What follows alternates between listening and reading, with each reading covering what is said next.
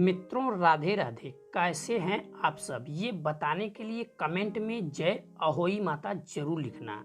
मित्रों, इस वीडियो में अहोई अष्टमी व्रत की कथा को जानेंगे, लेकिन ये कथा जानने से पहले आपसे रिक्वेस्ट है कि अभी तक हमारे इस चैनल को सब्सक्राइब नहीं किया है तो सब्सक्राइब करेंगे, और वीडियो पसंद आएगी तो वीडियो को लाइक करेंगे और ज़्यादा से ज़्यादा शेयर करेंगे।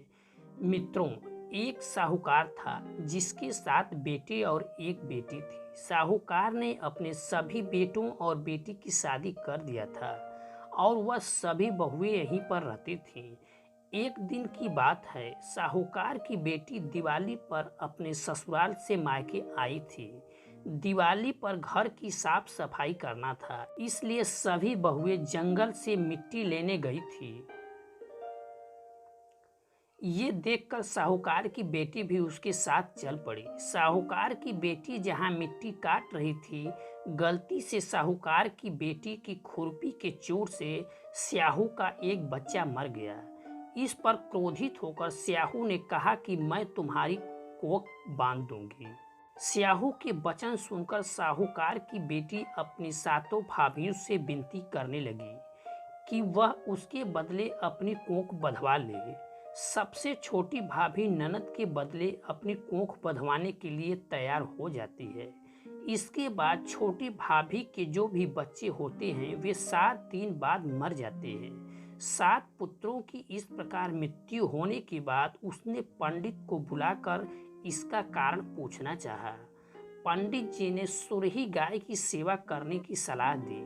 सुरही सेवा से प्रसन्न होती है और छोटी बहू से पूछती है कि तू किस लिए मेरी इतनी सेवा कर रही है और वह उससे क्या चाहती है। जो कुछ तेरी इच्छा हो वह मुझसे मांग ले। साहूकार की बहू ने कहा कि स्याहू माता ने मेरी कोख बांध दी है, जिससे मेरे बच्चे नहीं बचते हैं। यदि आप मेरी कोख खुलवा दे तो मैं आपका उपकार मानूंगी। गाय माता ने उनकी बात मान ली और उसे साथ लेकर 7 समुद्र पार स्याहू माता के पास चली गई।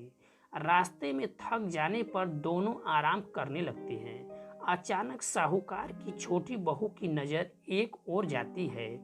वह देखती है कि एक सांप गरुड़ के बच्चे को डसने जा रहा है।